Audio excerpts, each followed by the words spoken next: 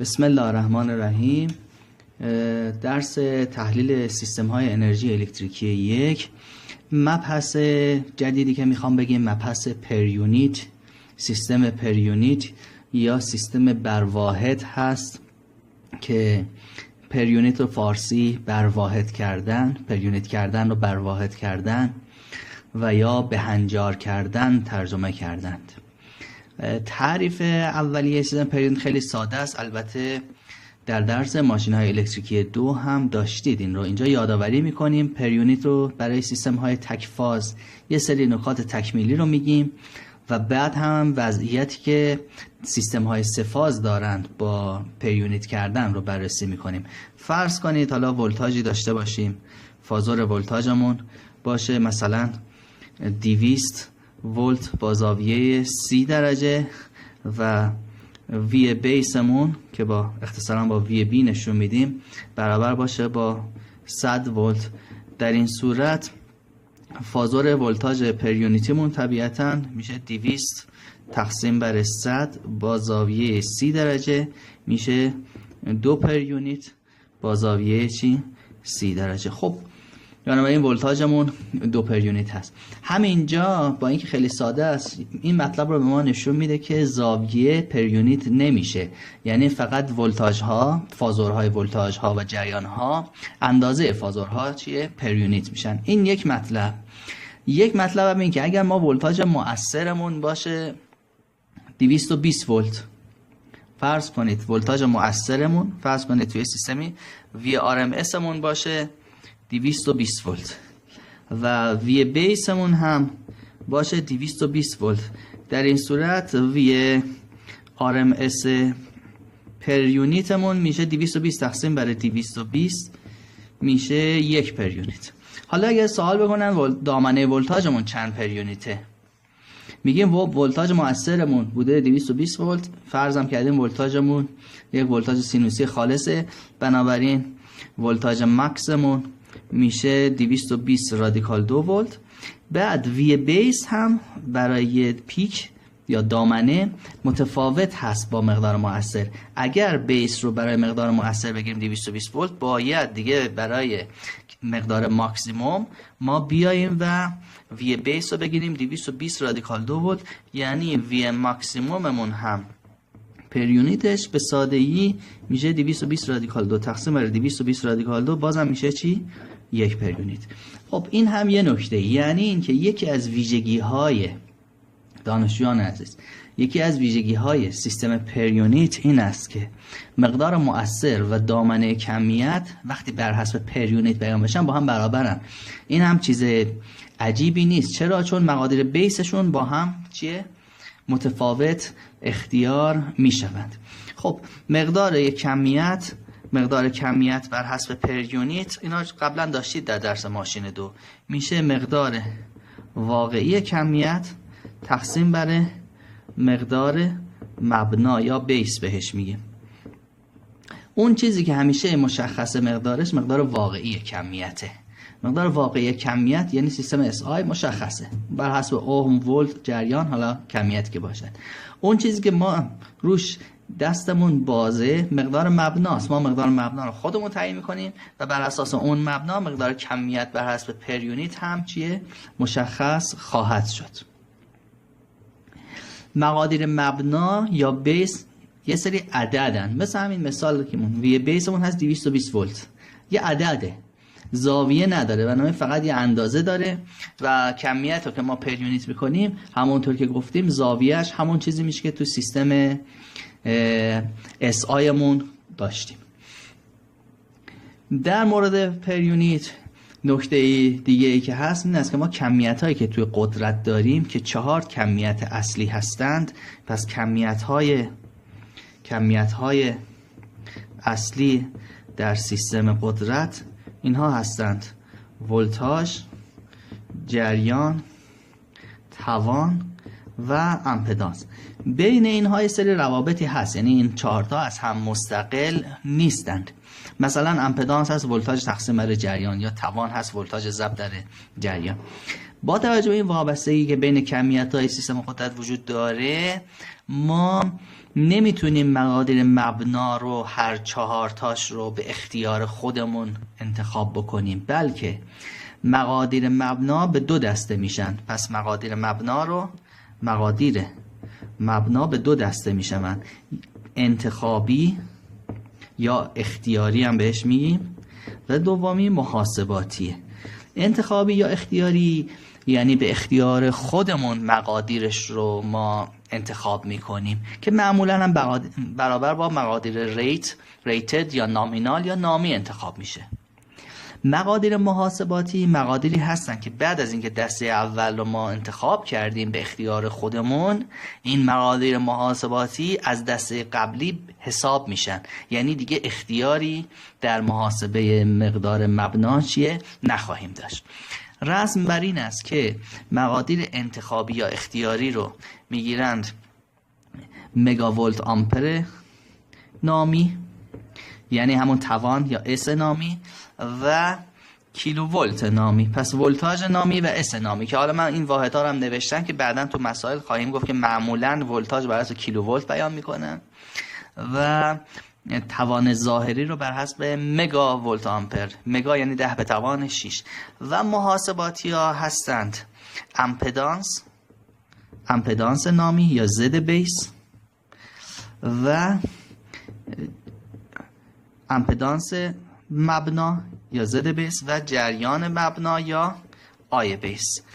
مگاولت آمپر نامی میشه اس بیس، پس اس بیس رو میگیریم اس ریت و وی بیس هم میگیریم وی ریت. پس این دوتا اس و وی انتخاب میکنیم، زد و آی رو محاسبه میکنیم. چطور حساب میکنیم؟ خب میگیم آی بیس رو میخوام از روی اس و وی به دست بیارم، طبیعتا میشه اس بیس تقسیم بر وی بیس.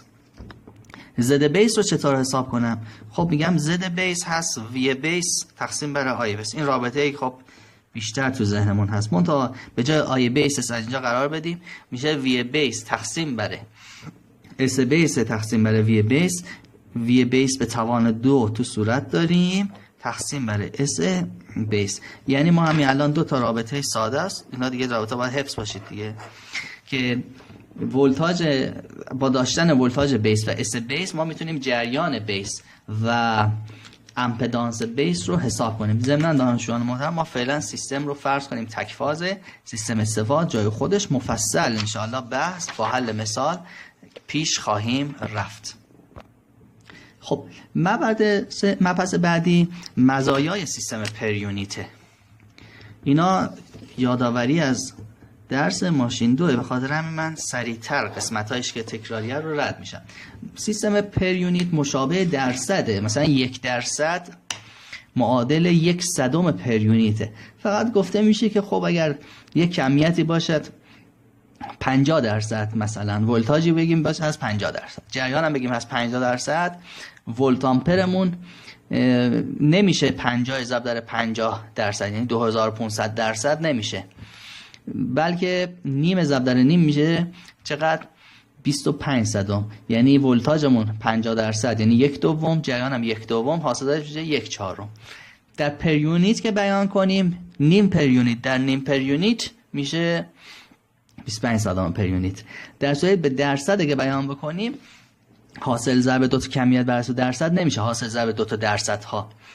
50% ضرب در 50% نمیشه 50 ضرب در 50%. این خیلی مطلب ساده است، ولی به همین دلیل هم هست که اون چیزی که تو مهندسی بحث سیستم پریونیت بیش از سیستم درصد مطلوب هست و بهش علاقه‌مندن، این است که سیستم پریونیت خاصیت ضرب کردن کمیت ها هم درش حفظ میشه. مزایای سیستم پریونیت مشخص است و میدانید، یکیش عدم سر و کار داشتن با اعداد خیلی بزرگ یا خیلی کوچک. مثلا مگاولت آمپر مثلا توان ظاهری یا مگاوات توان اکتیو، وقتی پریونیتش کنیم قاعدتا یه چیز هولوش 1 پریونیت میشه، یا اعداد خیلی کوچک هم با سر و کار نخواهیم داشت. مثلا فرض بفرمایید جریان مغناطیس کنندگی که تو ترانس داریم، خب اگه اینو تو سیستم واقعی بیان کنیم ممکن مقدار خیلی کوچیکی باشه، ولی وقتی پر یونیتش بکنیم باز مقدارش یک رنج قابل قبولی رو پیدا میکنه. مورد بعدی از مزایا این است که در سیستم سالم معمولا ولتاژ بازها هول و هوش 1 پر یونیتن و اگر ولتاژی از هول و هوش 1 پر یونیت خارج شد، با یه نگاه میشه به ولتاژ بازها فهمید که ولتاژی از 1 پر یونیت خارج شده و این نشونه خطاست. در صورتی که اگر ما بخوام با سیستم واقعی کار بکنیم، اعدادی داریم تو رنج های مختلف. حالا خواهم گفت وقتی ترانسفورماتورها باشند، سمت های ولتاژ و سمت لو ولتاژ خب بازه ولتاژ ها با هم فرق میکنه، اسکیل اعداد، و بنابراین فهمیدن این که یه باسی ولتاژش نسبت به مقدار نامینال یا نسبت به مقدار نرمال خودش تغییرات زیادی کرده سخت‌تر میشه. بنابراین چک کردن راحت‌تر عملکرد سیستم قدرت به این صورت حالا بنویسیم.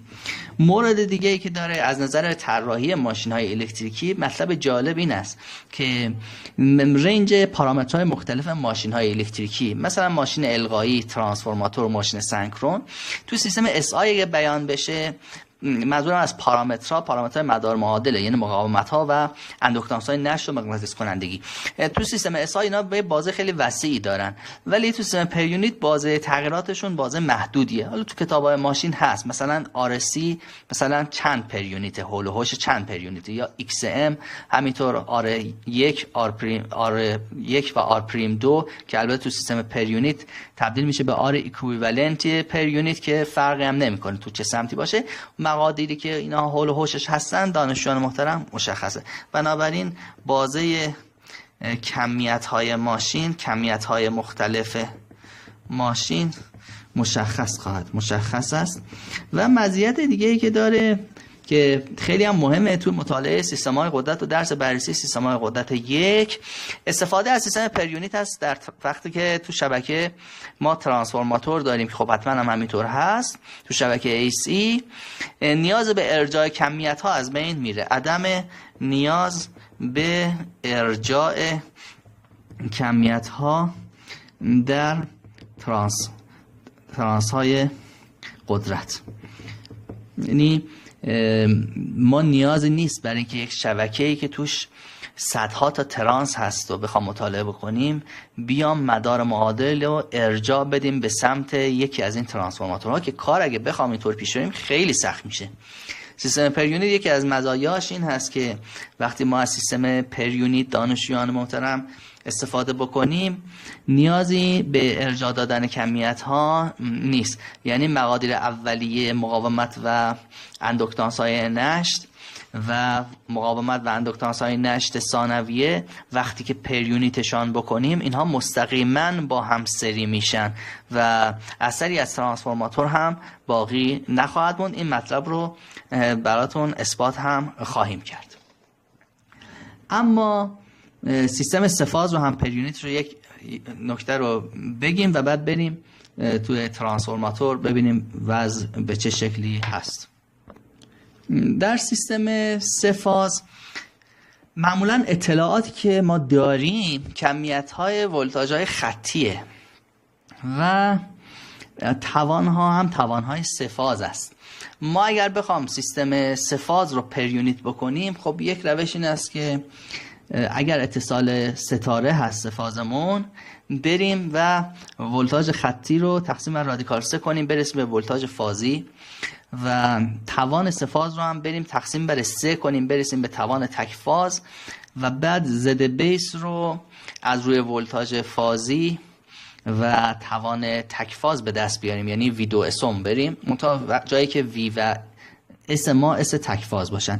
پس چی شد؟ پس مبحث که میخوام بنویسیم هست پر یونیت در سیستم های سه‌فاز. ضمناً برای سادگی فرض کنید این سه‌فاز اتصالش ستاره باشه.